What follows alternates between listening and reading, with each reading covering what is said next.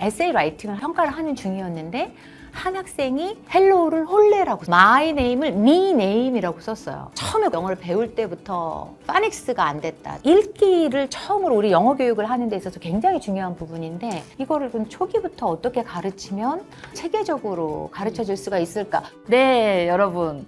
일부에 이어서 다양한 이야기를 해보려고 하는데 이제 고등학교 2학년 학생을 그렇게 끌어주시는 선생님이 있다는데 저는 정말 감동을 했습니다. 아닙니다. 네, 그런데 네. 실제로요. 이제 저도 퍼플 아카데미를 하면서 가장 어머니들께 이게 의문 화두를 던지는 게 왜 영어 책을 읽지 못했는데 문제를 그렇게 풀지?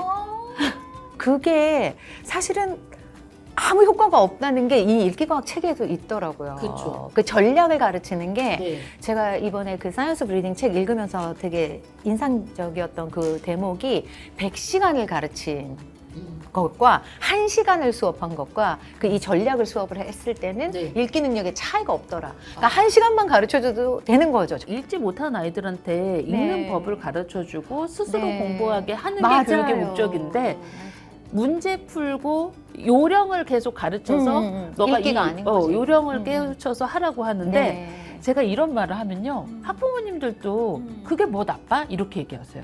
왜냐면 내가 그렇게 공부를 해서 맞아요. 그래서 그렇게 공부하는 걸 네. 문제라고 생각하시지 않아요. 그 방식이 익숙한 거죠. 우리가 배운 방식을 벗어나서 바람직한 방식이 있다면 그걸 새로 교육을 하는 이 체제 변화가 네. 꼭 필요한 거죠. 제가 이제 계속 말씀을 드리거든요. 이게 읽기가 먼저다. 맞아요. 그러니까 한글 떼지 않는 아이한테 너 수학 공부해, 과학 공부해, 국어 공부해 하지 않고 너무 초조해하면서 한글을 떼게 만드는데 왜 영어는 아이가 읽지 못하는 걸 엄마가 간과하는가? 한글을 알아야 그다음 다른 과목도 하는 것처럼 네. 이 영어는 이제 이 시대의 글로벌 시대의 기본적인 문해력의 바탕이니까. 그쵸. 이게 결국 읽기를 위해서 기본으로 배워야 하는 이제 파닉스가 있잖아요. 네. 근데 사이언스 오브 리딩에서 가장 읽기의 기본은 파닉스고 이제 제가 봤을 때는 보케블러리의 확장도 파닉스를 알아야 보케블러리 확장이 가능하더라고요. 그런데 그 교육 과정이 우리나라에서는 간과되고 있는 이유가 뭘까요, 선생님? 사실 간과되고 있다기보다는 네. 약간 양념처럼 들어가 있기는 하죠. 파닉스를 가르치는 단계가. 네. 그런데 이제 초등학교 3, 4학년에 파닉스가 있는데 네. 선생님들과 제가 얘기를 좀 나눠보면 그걸 가르칠 수 있는 시간이 굉장히 부족하다. 그래서 사실 학교에서는 그런 문제들도 있어요. 이거 파닉스를 이미 떼고 온 학생들과 전혀 못하는 학생들이 갭이 이제 조금 크니까 요거를 이쪽에 맞추고 가야 되는데 사실은 선생님들은 이제 지도상의 어려움이 좀 있고 어쨌든 교과서나 교재나 이런 것들이 체계적으로 잘 만들어지지 않은 그런 부분들도 있습니다. 근데 이번에 이제 2022 교정교육과정에서는 파닉스가 조금 강화가 됐다고 해요. 이전 2015보다는. 그러니까 이 파닉스의 중요성에 대한 좀 인식이 되기 시작하고 있는 것 같아요. 선생님은 고등학교를 계속 하셨는데 이제 중학교, 고등학교 때 이제 영어 포기자, 영포자 아이들이 많나요? 많죠. 저는 사실은 중학교에도 한 15년을 있었고 그러셨구나. 그래서 중학교, 고등학교를 다 네. 경험을 했고 또 서울시내 전역을 다 지역적으로 경험도 했고 또 교사교육을 하니까 전국의 선생님들을 만나거든요. 네.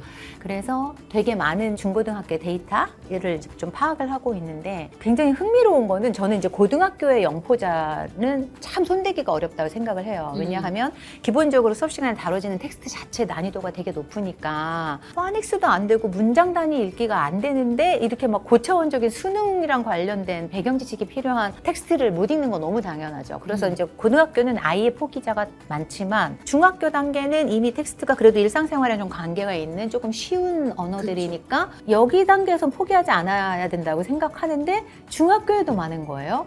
근데 더 놀라운 거는 초등학교 선생님들을 만나면 초등학교에도 격차가 너무 커서 영포자가 많다는 이야기를 선생님들이 하시는 거예요. 저는 이제 그게 너무 저한테도 충격이었어요. 그러면 초등학교 때 영포자가 있는데 그 아이들에 대한 지도가 이루어지지 않는 채로 네. 진급이 되면 중학교, 고등학교 그냥 손을 못 쓰게 되는 거잖아요. 네. 그래서 이 초등학교 단계에서 네. 공교육에도 네. 아니면 뭐 다른 사교육도 마찬가지지만 어디든 가장 기본적인 읽기를 좀 아이들이 하고 그 다음 단계로 갈 수 있도록 뭔가 이렇게 체계가 있어야 되는 거죠. 이게 차곡차곡. 근데 지금 제가 느끼기에는 이 영어 교육이 이렇게 뭔가 체계를 차근차근 밟아나가지 못한 채로 계속 숭덩 구멍이 있는데 그냥 쭈르륵 그냥 흘러가다 보면 어느 순간에는 이제 그냥 포기. 아, 이게 어느 정도 내가 가능해야 할 수 도전하죠. 있겠다는 생각이 네. 들어야 이거를 네네.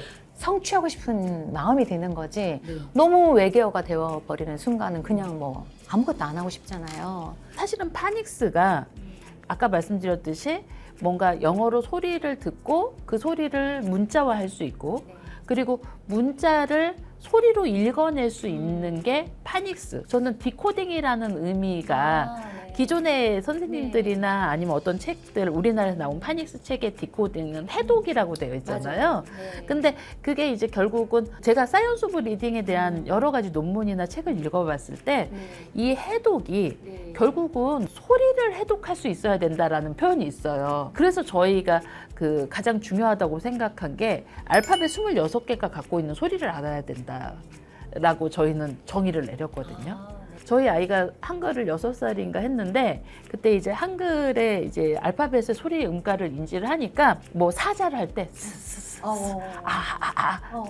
이렇게 해가지고 쓰더라고요. 그래서 아 이게 같은 소리 글자라 마찬가지 원리를. 네, 많은 학자분들이 중국 사람들은 어순이 같기 때문에 영어를 쉽게 배우고 우리는 어순이 달라서 영어가 어렵다라고 했는데 저희 아이뿐만 아니라 퍼플의 다른 아이들을 보면서 같은 소리 글자라 오히려 우리가 방법만 조금 바꾸면 이거 너무 흥미로운 말씀이에요. 그쵸? 저 이런 접근을 처음 들어봤어요. 아, 소리로 접근해서 영어를 우리 한글 떼기 한 아이들이 영어를 더 쉽게 배울 수 있지 않을까. 일단 파닉스 교육의 중요성이 조금 더 공교육에서 강화가 돼야 하지 않을까요? 네, 맞아요. 그렇다고 네. 생각합니다. 저희가 이제 대학을 다닐 때가 그때가 한참 홀 랭귀지 어프로치가 막 그쵸. 유행이었어 가지고 그냥 이렇게 전체적으로 가르치면 저절로 다 된다.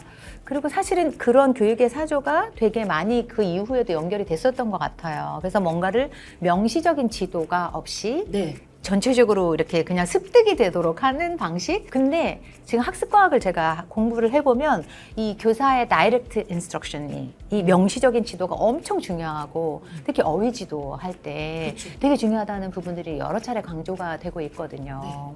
되게 중요한 부분인 것 같아요. 이거 네. 명확하게 가르치는 거. 저희도 홀랭귀지 방법도 있고 밸런스드 리터러시도 한참 저희가 그 교육 과정을 했었었거든요.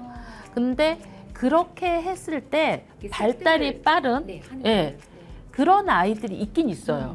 그렇지만 대부분의 거의 90% 이상의 아이들은 선생님 말씀대로 명시적으로 정확하게 찝어서 인지를 해줘야 그걸 인지를 하고 어떤 아이는 씹어서 먹여줘야 되는 아이도 있고 그럼요. 근데 맞아요. 씹어서 먹여줘야 하는 아이까지는 공교육에서 어렵지만 명시적인 지도가 되는 7, 80%의 아이들은 좀 끌고 가는 과정이 필요한 거죠. 그래서 저는 이제 이게 교사 교육이 되게 중요하다고 생각하고 있는 거예요. 그렇죠. 그러니까 제가 수석교사가 된 이유도 제가 학생을 가르치면 제가 가르친 학생 100명을 잘 가르치려고 노력을 하는 거지만 선생님 한 분이 바뀌면 그 선생님이 바꾸는 수백 명, 수천 명의 다른 학생들에게 이게 영향이 가는 거잖아요. 그래서 이제 교사 교육에 관심을 갖게 됐고 이제 이런 일을 하게 됐는데 가르치는 선생님들이 이 읽기과학에 대해서 잘 알고 계시면 좀 더 아이들에게 짧은 시간에 효과적으로 시간 낭비하지 않게. 어머니들 이런 선생님들이 많으십니다.